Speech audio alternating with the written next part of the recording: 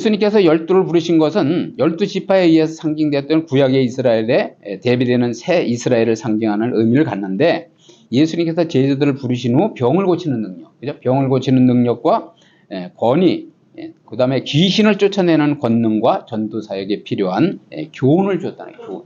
그러니까 전도를 할 때는 이렇게 지혜롭게 하라. 그리고 여기 세부적으로 이제 나오잖아요. 그렇게 뭐냐면 교훈을 미리 알려주시고 전도 여행을 보내셨다라는 거죠. 근데 중요한 것은 뭐냐면, 그때 당시에는 예수님께서 어느 한 장소에 가시면, 지역에 가시면 예수님이 이제 전도를 하신 거예요. 하나님의 나라 비밀을 말씀하시고 이제 그 전도를 하시는데, 병을 고쳐주시고 이렇게 하시는데, 그러다 보니까 한 지역에서밖에는 못 하시잖아. 그리고 또 옆으로 이제 이동하고 이렇게 이제 전도 여행을 다니시는데, 그 사도들에게, 그렇기 때문에 사도들을 이제 훈련시켜서 각 지역으로 보내셨다라는 거죠. 거기에 이제 의미가 있는 거예요. 그래서 2절 보시면 하나님의 나라를 전파하며 앓는 자를 고치게 하려고 보내시며, 그죠? 제자들은 두 가지 책무를 부여받고 파송되었어요. 첫째는 뭐냐면, 제자들은 하나님의 나라를 전파했다는 거예요. 하나님의 나라. 우리가 이제 하나님의 나라의 개념을 잘 알아야 되는데, 하나님의 나라는 바실레이아 투데우 이렇게 그 명칭하는데, 단적으로 하나님의 절대적인 통치, 그죠? 제가 말씀드리지만 세상의 권세는 그 세월이 지나면 뭐 왕자에 있다가도 끌어내려지고, 그죠? 또 뭐냐면 사람이기 때문에 이제 죽기도 하고, 그러면서 이제 권세가 권세가 없어지면은 이제 바뀌잖아요. 그런데 하나님은 절대적이라는 거죠. 절대적. 하나님께서 말씀하시면 그대로 이루어지는 거예요. 응? 하나님은 하시고자 하는 대로 하시는 거예요. 이게 중요한 거라는 거야. 그러니까 하나님께서 약속하셨으면 복을 주겠다 하면 복을 받는 거예요. 그리고 하나님의 말씀에 이렇게 살면 저주를 받으리라 하면 저주를 받는 거라는 거예요. 근데 사람은, 그래서 하나님은 시건하지 않는다 그러잖아요. 그러니까 그 말을 바꾸지 않는다는 거죠. 쉽게 말하면 신실하신 하나님이요.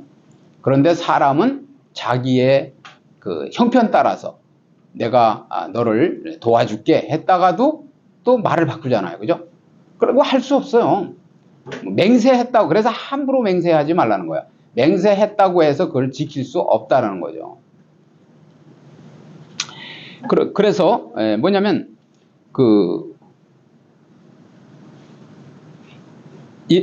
하나님께서는 절대적인 통치, 그것을 우리가 이 절대적 통치의 의미를 알아야 돼요. 그러니까 다시 말씀드리지만 하나님의 절대적 통치라는 것은 그 누구도 거기에 범접할 수 없는 거예요. 막을 수 없고 방해할 수 없고, 그리고 불순종할 수 없다고요. 불순종하면 멸망을 당하는 거죠. 그래서 그리고 초월적 주권을 가지고 있어요. 초월적. 우리는 초월적 존재가 아니잖아요. 그죠? 모든 한계를 가지고 있잖아요. 한계. 인간의 연약하고 부족한 것이 뭐냐? 우리는 아무리 그냥 오래 살 것 같은 사람도 어느 날 갑자기 병이 걸려가지고 한 달밖에 못 산다고 그러면 죽는 거예요. 그렇지만 하나님께서는 시공간을 초월하셔서, 그리고 시대를 초월하셔서 역사하시잖아요. 그래서 그러한 주권을 가리키는데, 그런 주권을 가지고 다스리시는 그 나라가 하나님의 나라예요. 그러니까 어떻게 보면 장소적인 개념이라기보다는, 물론 이제 천국 하면은 하나님의 나라는 이제 천국을 비유하기도 하잖아요. 그런데 어찌됐든 중요한 것은 뭐냐면, 그러한 하나님의 나라는 여기 있다 저기 있다 하지 말라고 하잖아요. 너희 심령에 있다. 우리가 하나님의 성령님을 모셔드리고 영접하면 우리 심령에 임했다는 거야. 같이 두 사람이 옆에 있지만 한 사람을 버려둠을 당하고 한 사람은 데려감을 당한다. 그 말씀은 천국이 임한 자는 데려가는 거요. 같이 옆에 이 땅에 똑같이 한 자리에 앉아 있어도, 한 방에 앉아 있어도 한 사람은 버림을 당하는 거예요. 그게 하나님의 나라의 개념이란 말이에요. 그러면 나에게는 하나님의 나라가 임한 거요, 그 사람에게는 하나님의 나라가 임한 게 아니라는 거예요. 똑같이 여기서 예배를 드리지만은 우리가 분명히 그런 비밀을 알고 해야 된다는 거죠. 그런데 이 하나님의 나라의 개념은 예수님의 가르침의 중심 주제. 예수님이 이 땅에 오셔서 천국을 계속 설명하시잖아요. 그죠? 하나님의 나라를 설명하신 거예요. 그리고 비유로 설명하시고, 먼저는 또 씨 뿌리는 비유로 말씀하시잖아요. 그렇죠? 그런 것처럼, 그래서 하나님의 그 왕권은 현재적 실제. 지금 이 땅에서 이 순간에 우리의 삶 속에서 이루어지고 있는 거예요. 그렇지만은 그 하나님은 최후의 날, 그러니까 지구 종말, 그것을 이제 우리 종말에는 개인적 종말이 있고 우주적 종말이 있잖아요. 그러니까 우주적 종말이 임할 때 완성이 된다라는 거예요. 그래서 최후의 날 당신을 주님을 반대하는, 하나님을 반대하는 세력들을 완전히 전멸시킬 거라는 거죠. 그러니까 지금은 뭐 어떻게 보면은 자기들 뜻대로 이 세상이 되어질 것 같지만, 그래서 뭐 수조 원, 수천억의 재산을 가지고 이 세계를 움직이고 있을 망정, 그때는 하나님께서 다 그 말씀대로 약속하신 대로 뭐냐면은 가르시는 거야. 양과 염소를 가르고, 그죠? 다 갈라서, 진짜 성도와 가짜 성도를 갈라서 다 불못에 집어넣는다는 거예요. 그래서 그때 이제 종말적으로 완성이 된다라는 거죠. 그래서 예수님의 활동으로 하나님의 지배가 이 땅에 임하신 것이며, 하나님의 나라에 대한 다음 네 가지 개념에 우리가 주목할 필요가 있다는 거예요. 첫째는 뭐냐? 하나님의 왕권, 통치권 혹은 그의 백성들의 마음속에 역사하시는 주권이라는 개념이라는 거죠. 좀 전에 말씀드렸잖아요. 하나님께서, 우리가 이제 우둔하면 하나님이 어디에 있느냐 이렇게 말하잖아요. 그런데 우리는 하나님의 통치권, 왕권을 인정하기 때문에 예수님을 나의 왕으로 모셔드리는 거잖아요. 나의 주인으로 모셔드리는 거예요. 여러분들이 거기에 대한 개념이 분명해야 된다는 거죠. 그래서 하나님의 그 주기도문에도 보면 나라의 임하옵시며 뜻이 하늘에서 이룬 것 같이 땅에서도 이루어지기를 원하는 거예요. 우리가 그렇게 기도하잖아요. 그래서 하늘의 뜻이 하늘에서 이루어진 것 같이 땅에서도 이루어져야 돼요. 그러니까 우리가 이 땅에 성전이나 제사를 드린 것을 하늘의 모형을 가지고 드렸다 이렇게 말씀하잖아요. 그런 것처럼 저 하늘에 하늘 보좌가 있는 거예요. 그리고 또 좀 전에 말씀드린 대로 심령천국이 이루어져야 된다는 거죠. 이 하나님의 왕권과 통치권을 인정하는 그 백성들에게 임하는 마음속에 역사하시는 성령의 그러한 하나님의 나라가 임해지는 것이 심령천국이라는 거예요.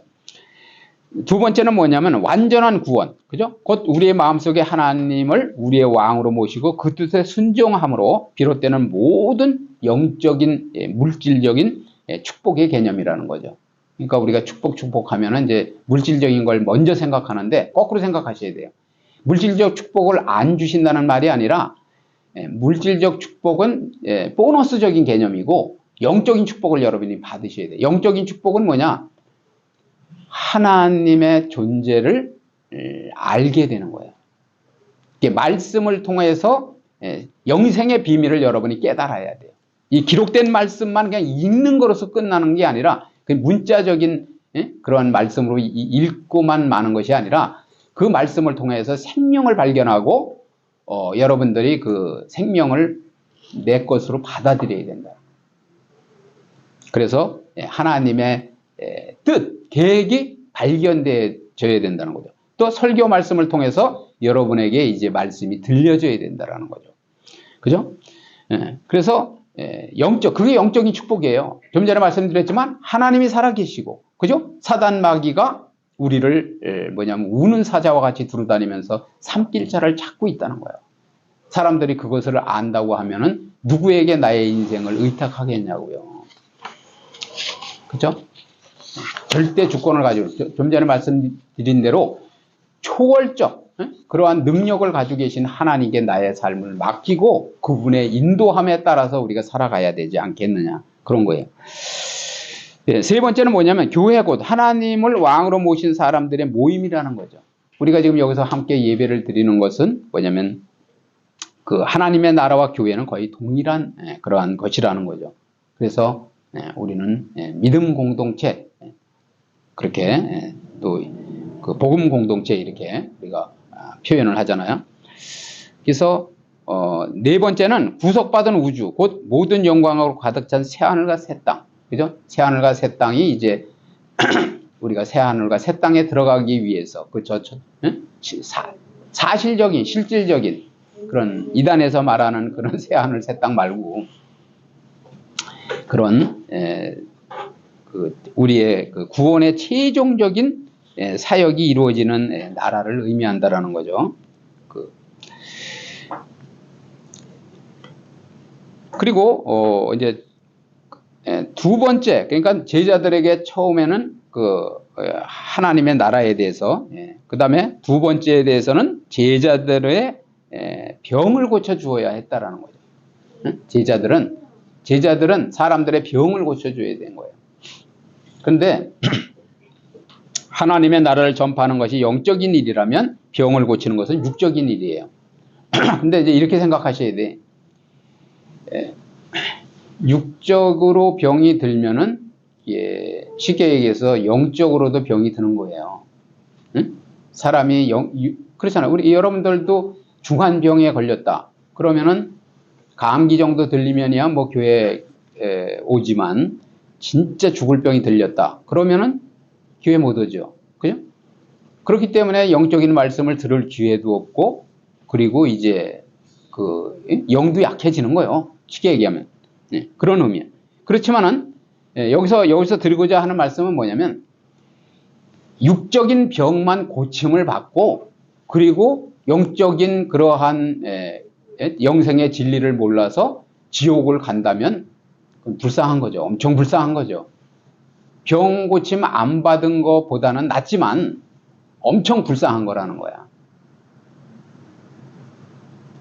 차라리 뭐냐면 육체적인 병을 고침 못 받았다 하더라도 영적인 그 비밀을 깨닫고 영생의 축복을 받는 것이 더 우선이다, 그런 얘기예요. 그래서 그렇지만은 좀 전에 말씀드린 대로 몸은 하나요. 영혼 육이 뭐 따로 분리되면 우리는 이미 죽음이잖아요. 그렇기 때문에 몸이 병들면 영도 영과 혼도 병들게 되고 약해진다라는 거죠. 신앙생활을 올바로 여러분들이 할 수가 없어요. 그렇기 때문에 육신의 병을 고치는 일이 영혼의 구원에 비하여서 2차적인 것을 할지라도, 그죠? 좀 전에 말씀드렸는데 2차적인 거예요. 그렇지만은 질병 치유가 단순히 영혼의 문제로 이끌어가는 수단에 지나지 않는다고 보아서는 안 된다. 병을 고치는 일은 그 자체로 중요한 의미를 갖는다는 거죠. 그죠? 그래서 몸이 병들면 영적인 부분도 약화되는데 그것이 우리 유기체라는 거예요. 유기체. 그런데 이르시되 그 3절 보시면 이르시되 여행을 위하여 아무것도 가지지 말라. 지팡이나 배낭이나 양식이나 돈이나 두 벌 옷을 가지지 말며. 지팡이나 주머니나 양식이나 돈이나 두 벌 옷, 그죠? 예수님께서는 여행을 위하여 아무것도 가지지 말라고 이야기하고, 또 그것을 재차 확인하기 위하여서 하나하나 세부적인 항목까지 열거하고 있다라는 거죠. 지팡이를 가지지 말고 가방을 또 가지지 말고, 그죠? 가방을 가지는 것을 금하고, 빵도 가지지 못하게 하고, 그리고 돈이 있으면은 이제 그 생활용품을 살 수가 있잖아요. 그죠? 또 음식을 살 수 있잖아요. 그런데 돈도 가지지 말라고 하셨습니다. 그리고 스스로 필수품을 작업할 수 있는 기회를 이제 일제의 가능성을 배제하신 거죠. 다섯 번째 뭐냐면 마지막으로 두 벌 옷을 가지지 말라고 하셨어요. 이 옷은 속옷으로 거의 발에까지 닿으며 소매가 달려 있었다라는 거죠. 결국 이렇게 여행에 필요한 일체 필수품도 가지지 말라고 하신 말씀은 그 제자들이 사도로서 하나님의 일을 함에 있어서 현실적 여건이나 물질에 의지하지 않고 중요한 것은 오직 하나님께만 전적으로 의지하라는 신앙을 가르쳐 주는 거라는 거예요. 그래서 동시에 살아온 재산에 또 얽매이지 말고 모든 것을 포기하고 따르라는 예수님의 정신과도 일치한다라는 거죠. 그래서 베드로는 그물을 버려두고 그죠? 자기 평생에 그 삶의 도구, 그죠? 그 물질을 벌어서 생활할 수 있는 그러한 도구를 버리고 배와 그 그물을 버려두고 이제 예수님을 따랐다 이렇게 말씀하잖아요. 그래서 우리는 그 누가복음 22장 35절에 이제 여기에 대한 그 해답이 있어요. 함께 읽어보시겠습니다. 그들에게 이르시되 내가 너희를 전대와 배낭과 신발도 없이 보내었는데 보내었을 때에 부족한 것이 있더냐 이렇게 이제 예수님께서 물으시잖아요. 그런데 여기에 제자들이 뭐냐면 이르되 없었나이다 이렇게 말씀하잖아요. 그죠? 그러니까 실제로 제자들은 아무것도 없이 전도하러 다녔지만은 아무런 부족함이 없는 그런 삶을 그 전도 여행을 지냈다라는 거예요. 4절에 보시면 어느 집에 들어가든지 거기서 머물다가 거기서 떠나라. 이 말씀은 말씀을 받아들일 자세가 자세를 갖춘 사람에게 신세를 져야 할 것과 한번 숙소를 정했으면 그 마을을 떠날 때까지 그곳에 머물라는 거예요. 이 옆에 형편이 조금 낫다고 해서 옆집으로 달랑 옮기고 그러면 또 그들 간에도 위화감을 조성하고 비교의식을 조성하잖아요. 그죠? 그래서 불편한 점이나 만족스럽지 못한 대접을 받는다고 해서 더 좋은 곳을 찾아 여기저기를 전전해서는 안 된다. 그렇게 말씀하는 거예요. 5절 보세요. 5절 누구든지 저희를 영접하지 아니하거든 그 성에서 떠날 때에 너희 발에서 먼지를 털어버려 그들에게 증거를 삼으라. 발에서 먼지를 털어버리는 행위는 유대인들의 오랜 뭐냐면 간습에서 유래했다라는 거죠. 유대인들은 이방 지역을 지나는 경우에 마을을 통과한 뒤 발에 먼지를 털고 이스라엘의 지역에 들어가기 전에는 이방 지역에서 묻은 옷의 먼지를 털어버리고 들어갔다라는 거예요. 그것은 유대인들의 성별 의식에서 유래하는 것으로 부정한 것을 자신들의 땅으로 묻혀 들어오지 않으려는 의식적 행동이었다라는 거죠.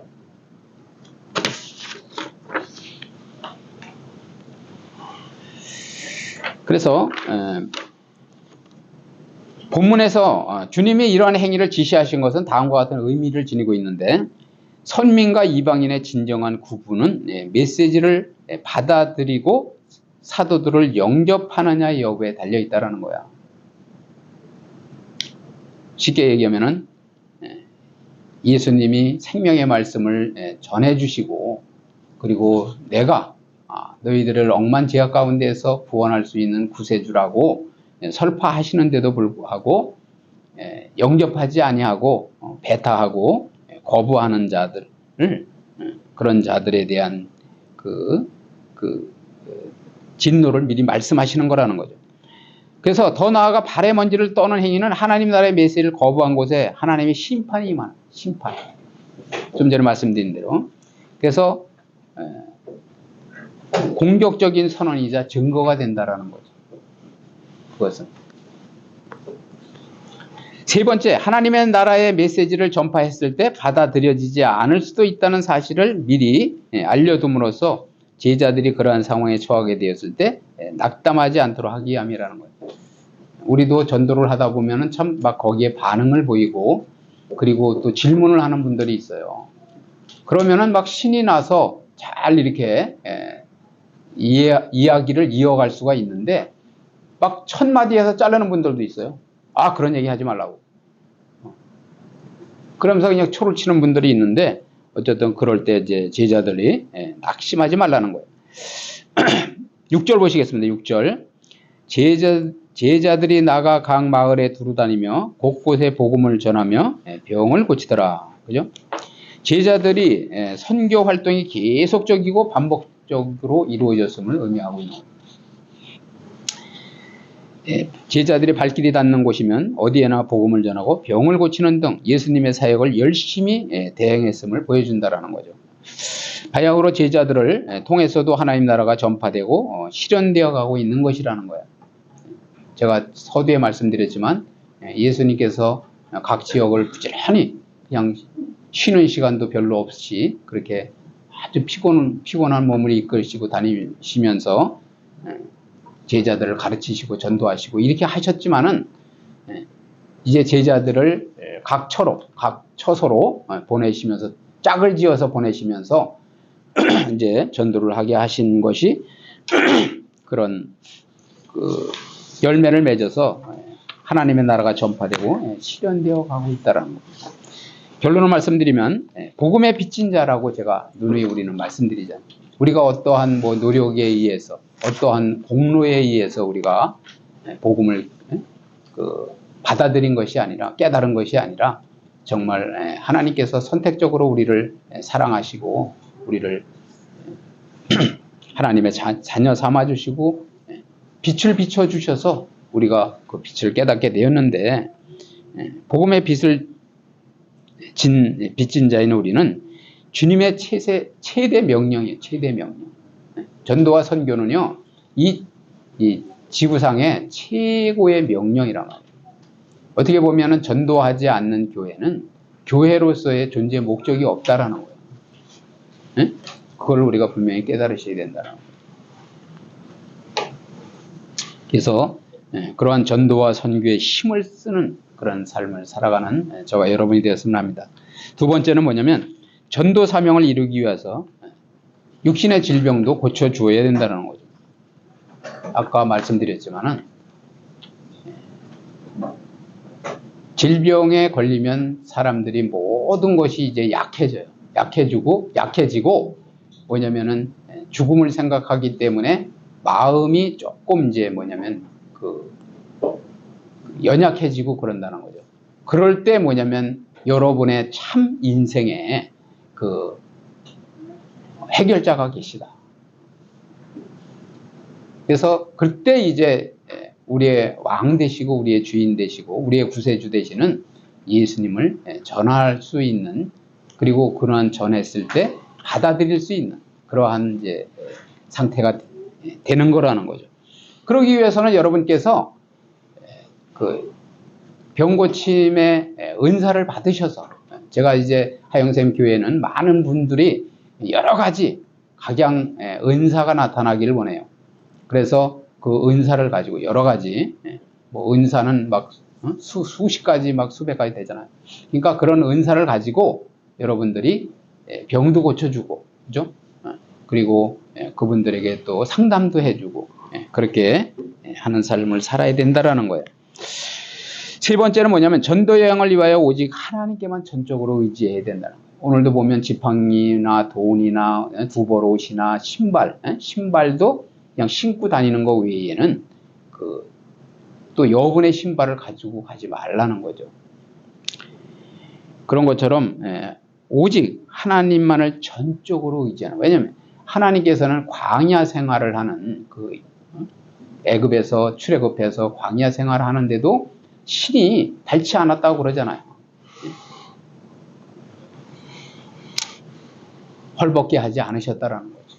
만나를 먹여주시고, 그죠? 그렇게 하신 것처럼.